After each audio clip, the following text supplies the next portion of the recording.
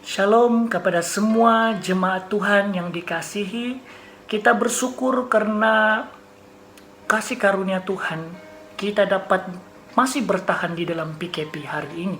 Walaupun kita tidak dapat berkumpul bersama-sama dalam bangunan gereja untuk kita menyambut Paskah dan juga Jumat Agung, kita masih tetap bersyukur saudara karena masih ada media elektronik yang membolehkan kita untuk bersekutu bersama melalui ibadah online dan firman Tuhan yang diberikan oleh hamba-hamba Tuhan. Oleh itu saudara, kesempatan ini saya ingin mengucapkan selamat menyambut Jumat Agung kepada semua jemaat sekalian. Sebelum itu marilah kita berdoa. Saya pimpin kita di dalam doa. Bapa kami yang di sorga, Bapa yang baik, Bapa yang mengasihi kami bersyukur untuk kesempatan yang indah ini. Kami boleh bersama-sama merenungkan firman Tuhan. Bapa, bantulah kami dengan hikmat Roh Kudus-Mu untuk kami boleh mengerti akan pelajaran firman Tuhan kami hari ini. Terpujilah Engkau Tuhan, kami siap mendengar. Dalam nama Yesus Kristus kami sudah berdoa. Amin. Nah, saudara dan saudari yang dikasihi Tuhan, suatu persoalan yang serius yang kita perlu pikirkan bersama ialah apakah keperluan dunia? Apakah keperluan dunia? Apakah itu ekonomi? Ekonomi yang stabil dan kukuh?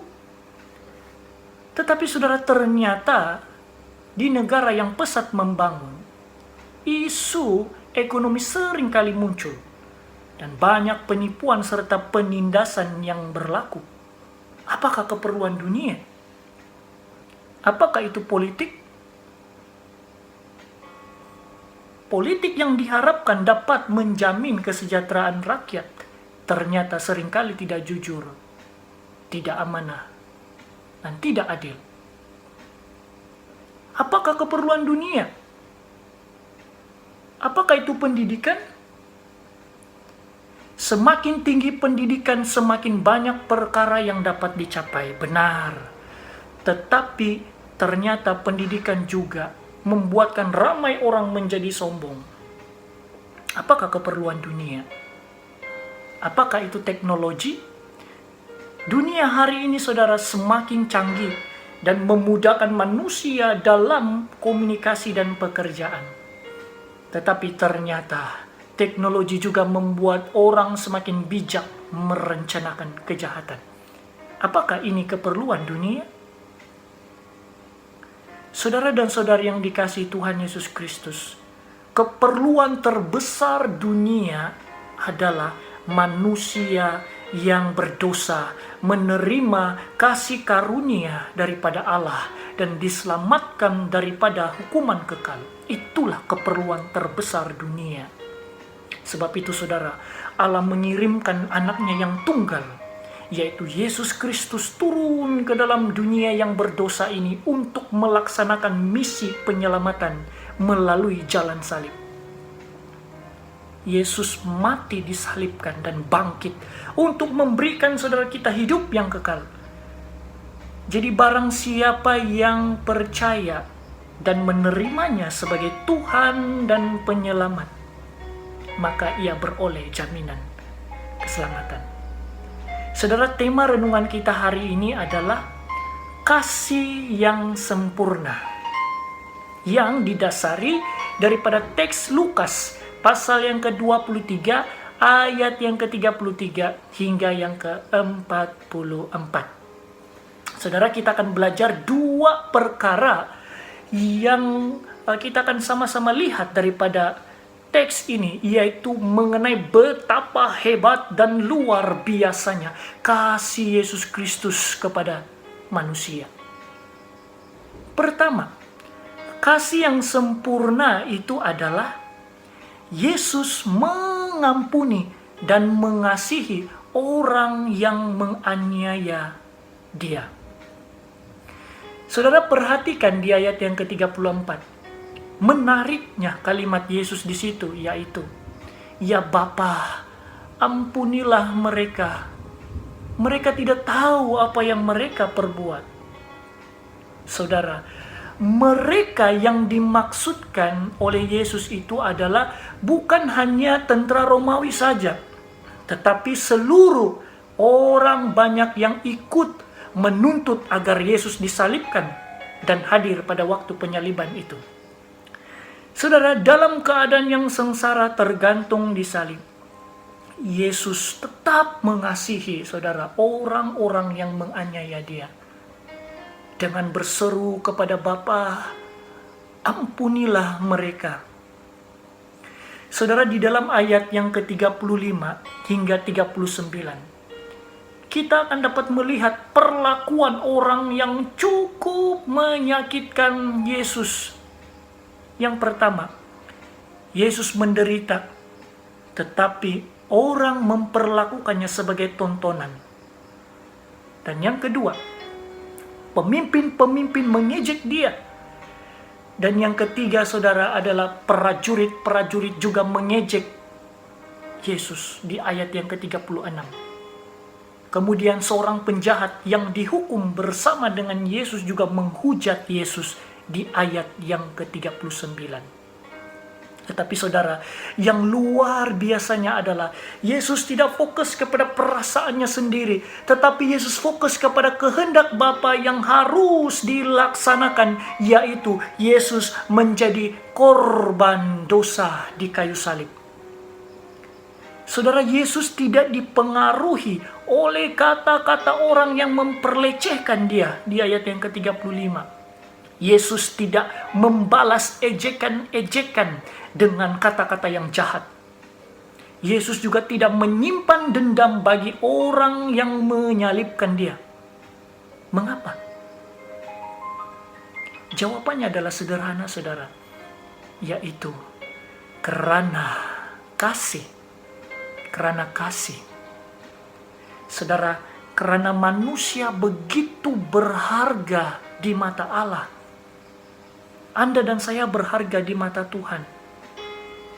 Yesus tahu, saudara, bahwa manusia ini tidak berdaya.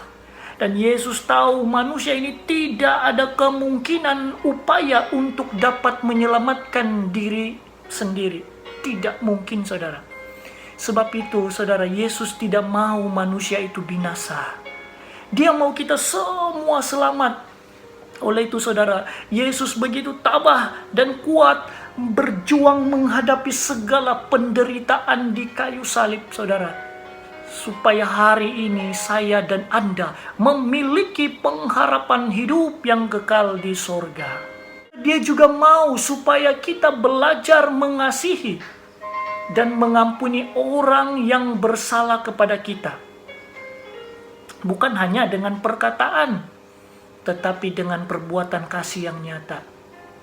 Mungkin engkau berpikir bahwa apakah faedah atau untungnya saya mengampuni dan mengasihi orang yang menganiaya saya? Saudara, jika kita tidak mengampuni dan mengasihi orang yang berbuat jahat kepada kita, kita tidak ada bezanya dengan orang duniawi yang belum mengenal Yesus. Saudara, dalam 1 Yohanes pasal 4 ayat 8, barang siapa tidak mengasihi, ia tidak mengenal Allah, sebab Allah adalah kasih. Saudara, jika kita mengatakan bahwa kita mengasihi Tuhan Yesus, terjemahkanlah itu, saudara, dalam bentuk kasih yang nyata terhadap sesamamu.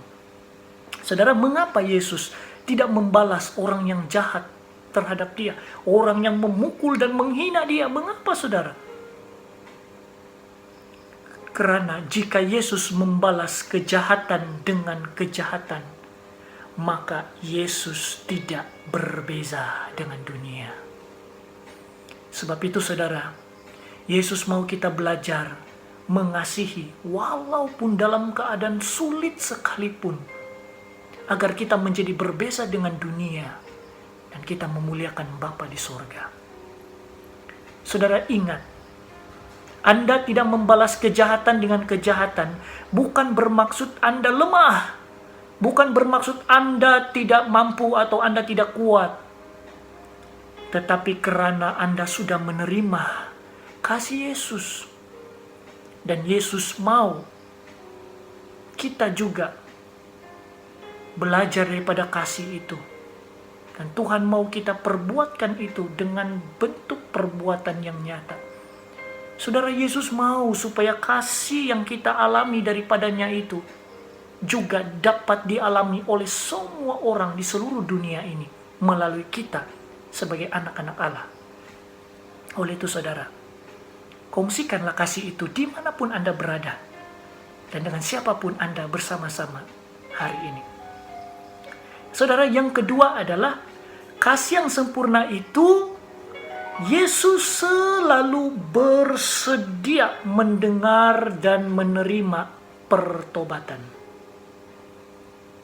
Saudara, perhatikan di ayat yang ke-42, di mana di situ seorang penjahat itu memohon anugerah daripada Yesus supaya ia mengampuninya dan memberikan dia jaminan keselamatan.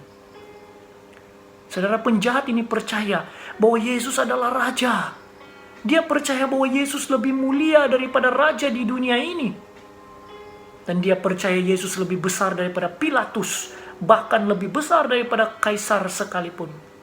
Sebab itu dia berkata, Yesus, ingatlah akan aku apabila engkau datang sebagai raja. Saudara, menariknya respon Yesus adalah Yesus tidak mengutamakan rasa sakit di seluruh tubuhnya yang dia sedang alami di salib itu. Yesus tidak hanya berdiam diri, dan Yesus juga tidak memberikan jawaban yang mengecewakan. Tetapi saudara, dalam keadaan Yesus yang sedang melemah akibat kesakitan yang ditanggungnya itu, saudara, dia mendengar, saudara, dan dia menerima pertobatan penjahat itu. Lalu Yesus berkata di ayat yang ke-43, Aku berkata kepadamu, sesungguhnya hari ini juga engkau akan ada bersama aku di dalam Firdaus. Saudara, puji Tuhan, anugerah Yesus Kristus itu begitu besar bagi dunia. Walaupun dalam saat-saat akhir penjahat ini bertobat, Yesus masih mendengar dan menerima pertobatannya. Yesus tidak lagi memandang dan mengingat-ingat akan kejahatan yang dilakukan oleh penjahat itu di sepanjang hidupnya. Tetapi saudara, Yesus memberikan dia anugerah keselamatan, hidup yang kekal di sorga. Ini menunjukkan saudara bahwa Tuhan Yesus itu selalu menanti dan bersedia untuk mengampuni dan menerima orang yang berdosa yang mau berbalik kepadanya. Saudara, bagi Anda yang merasa diri Anda tidak layak di hadapan Tuhan, karena mungkin kau merasa bahwa engkau selalu jatuh di dalam dosa yang sama. Mungkin Anda merasa diri ini tidak cukup baik di hadapan Tuhan. Mungkin Anda merasa bahwa hidup ini tidak berguna. Mungkin engkau merasa bahwa hidup ini tidak menarik. Saudara, tunggu dulu. Sebelum Anda membuat kesimpulan terhadap hidupmu, berhentilah sejenak. Pandanglah salib itu, saudara. Di salib itu, dia mengambil dosa kita dan memberikan kepada kita kebenarannya, saudara. Dia mengambil rasa malu kita dan dia berikan kemuliaannya. Dia ambil kutukan dan dia memberikan kita berkatnya. Dia membawa kematian itu, saudara, dan memberikan nyawanya. Dia memberikan seluruh hidupnya kepada kita, manusia. Pembayaran hukum berlaku di kayu salib. Saudara, pengampunan Tuhan itu selalu tersedia bagi kita. Dia selalu bersedia mendengar dan menerima pertobatan kita. Asalkan kita dengan rendah hati, dengan hati yang hancur, datang kepadanya, berbalik kepadanya, mengakui dosa-dosa, dan sungguh-sungguh menyesal serta menyerahkan seluruh hidup ini di dalam pimpinan Roh Kudus. Saudara, kita menerima keselamatan hanya sekali. Tetapi pertobatan itu harus berkali-kali. Sebagai tanda kita mengakui bahwa kita hanyalah manusia yang tidak berdaya dan sangat-sangat memerlukan anugerah pertolongan Tuhan. Saudara, satu-satunya jalan untuk mengalami pengampunan daripada Tuhan, mengalami pengampunan dosa adalah kembali kepada Allah dan memohon belas kasihannya. Itulah satu-satunya jalan untuk engkau mengalami pengampunan daripada Tuhan. Saudara, saya percaya bahwa ketika Anda sungguh-sungguh menghayati dan menghargai pengorbanan Kristus di kayu salib, maka itu akan membuatkan Anda berani dan kuat untuk menjauhi dosa, karena Anda tidak mau lagi menyakiti hati Bapa yang begitu mengasihi kita. Saudara, bagi kita hari ini yang sudah menerima keselamatan itu, jangan Anda sia-siakannya dan menginjak-injak anugerah keselamatan itu dengan hidup menikmati dosa. Saudara, hargailah pengorbanan Kristus di kayu salib dengan selalu memilih untuk hidup melakukan kehendak Bapa, walaupun tidak ada orang yang melihat, engkau tetap melakukan kehendak Bapa. Itulah integriti iman. Jadi saudara, sebagai kesimpulannya adalah Yesus disalibkan bukan dengan cara yang terhormat. Yesus disalibkan dengan keadaan separuh telanjang. Ia dipaku dan dibiarkan hingga mati. Pada zaman Romawi, cara hukuman inilah yang paling kejam dan mengerikan. Tetapi saudara, Yesus memandang salib itu sebagai suatu kemuliaan. Oleh itu saudara, setiap kali Anda memandang salib, ingatlah bahwa salib itu adalah surat yang mengandung 3 kata, yaitu Yesus mengasihi Anda. Jesus love you. Yesus sungguh-sungguh mengasihi Anda, saudara. Melalui kasih Yesuslah hukuman kekal itu berubah menjadi pengharapan hidup kekal. Yesus mengubah kematian kekal menjadi kehidupan yang baru. Saudara, Tuhan Yesus mau Anda kongsikan kasih itu kepada dunia. Ingatlah saudara, bahwa Yesus selalu menanti Anda bertobat dan kembali kepadanya. Tuhan tidak pernah jemu mendengar penyesalan dosa kita. Karena kita semua adalah orang-orang yang sangat dikasihinya. Saudara, kembalilah kepadanya. Dan hiduplah dalam jalur rencana Allah. Dan biarlah Jumat Agung yang kita sambut tahun ini, itu membawa suatu makna yang baru di dalam hidup kita. Untuk kita selalu menghargai akan kasih Kristus yang sempurna di dalam hidup kita. Saudara, marilah kita berdoa bersama. Mari kita menyerahkan hidup kita kepada Tuhan.